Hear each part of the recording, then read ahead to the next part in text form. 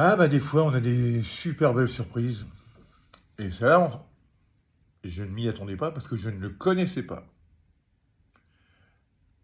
Bonjour les amis, j'espère que vous allez bien. Bienvenue sur ma chaîne Roboboxing, YouTube et autres sports.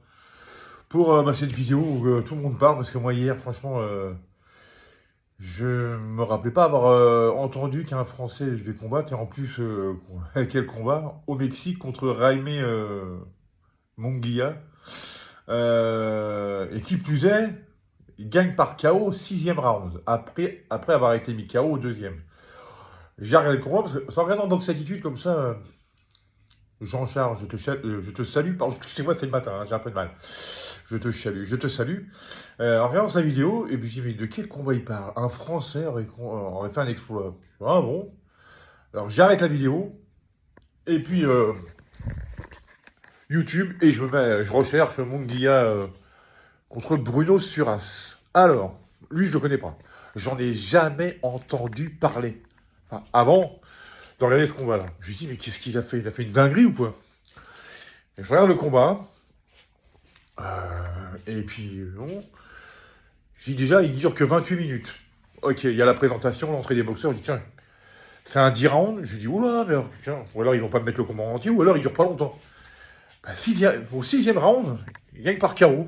Alors, après avoir été mis sur le cul au deuxième. Rendez-vous compte, hein, Canelo, il n'a pas réussi. Hein. Il a mis Munguia sur le cul au quatrième round, mais il a gagné qu'au point. Bon, alors, je dis pas, hein, peut-être que Canelo boxé avec le frein à main. Bon, voilà. Ou alors, le Français, il doit avoir de la dynamique dans les points, parce que sur une droite comme ça, sur un seul coup, le mec KO, le Mexicain, putain, qui était un dur au mal, hein, qui était invaincu, qui avait qu'une défaite contre Canelo, donc ça c'est légitime, hein, avant ce combat-là.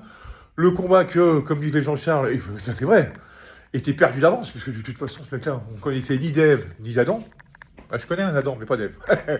Bon, bref, une petite blague comme ça. Mais alors, voilà, et puis on sait jamais. Et on sait jamais, bah, vous voyez, hein, il y a bien eu une nuit Buster Douglas, une autre nuit de 2019, il y a bien eu un Andy Ruiz. Alors maintenant, je vais vous dire.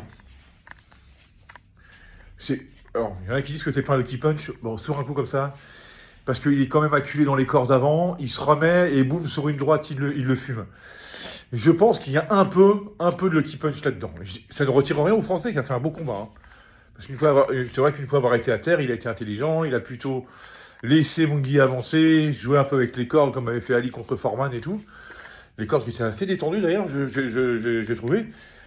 Et bon, il remisait bien, parce il avait fait des bonnes combinaisons que Munguia a pris de plein fer, et qu'il est resté debout, il a sur une droite, il s'est allongé. Bon, après, la droite était vraiment de plein menton, là, de toute façon, le KO, on dit toujours, hein, des côtes flottantes, du foie ou du menton, et là, vous êtes... Donc, maintenant, j'espère qu'il ne nous a pas fait une Buster Douglas ou un Andy Ruiz, c'est-à-dire que, genre, il a fait un exploit là, et puis après, il se fait démolir par un mec qui est 100 000 fois moins bon que Munguia. Allez voir, allez savoir. Et c'est vrai, d'un autre côté, maintenant, il ne faut pas qu'il soit trop gourmand, maintenant qu'il s'est fait un top 5, pas non plus qu'il réclame le titre tout de suite, tu vois, qui continue, mais doucement, qui quitte à redescendre un peu dans les rangs mondiaux par rapport à ses adversaires, tranquille, histoire de construire son truc, de construire sa route. Parce que comment ça se fait qu'il s'est retrouvé là? À mon avis, si c'était peut-être un adversaire de remplacement, peut-être que Munguia devait rencontrer quelqu'un de plus de son niveau, au niveau du classement et tout, que ça n'a pas eu lieu, puis qu'ils ils ont repêché le français, parce que tant mieux pour lui, mais comment se fait-il que Bruno Suras, hein, c'est Suras ou Suras se soit retrouvé sur l'affiche, en tête d'affiche, au Mexique, face à Munguia. Bon, enfin, tant mieux pour lui, puis en plus, ça lui a bien servi, parce qu'il a gagné. Donc maintenant, il faut y aller mollo, mollo, mollo. Et maintenant, c'est là qu'on saura. Il faut confirmer, voilà, c'est ça. Parce qu'avec nous, les Français, c'est toujours ça. On fait un exploit, et puis le lendemain, il n'y a plus personne, quoi. Ça s'est souvent vu au tennis.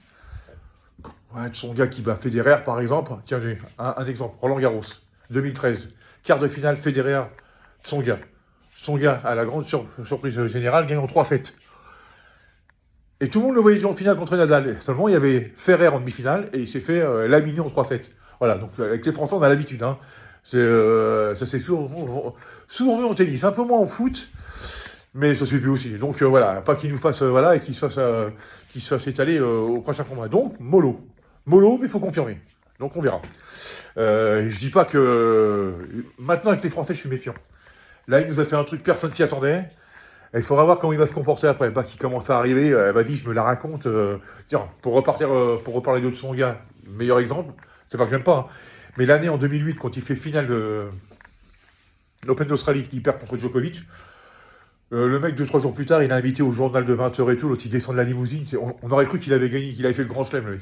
Elle m'a dit, je me la raconte et tout. Ouais, puis le tournoi d'après, bah, il fait pas un pli. Donc voilà, c'est juste pour ça. Voilà, les Français, on a l'habitude. Donc il a fait une énorme perf. Et là, c'est vrai que je suis super content pour la boxe française, pour le sport français en général, parce que voilà, il n'y a pas que les Ricains, hein, les Ricains, les Mexicains, les Cubains qui ont le droit de briller. Donc, très content. Maintenant, faut confirmer. Je demande à voir. Voilà, parce que maintenant, c'est pas par rapport à lui directement que je suis sceptique, je parle en général du sport français. Je demande à confirmer. Je demande à voir la confirmation. Voilà, mais en tout cas, c'est une super belle perf. C'est tout ce que j'avais à dire sur ce sujet. En attendant, bah, je vous souhaite un excellent lundi à toutes et à tous. Prenez bien soin de vous et à très bientôt pour une nouvelle vidéo. Allez, ciao.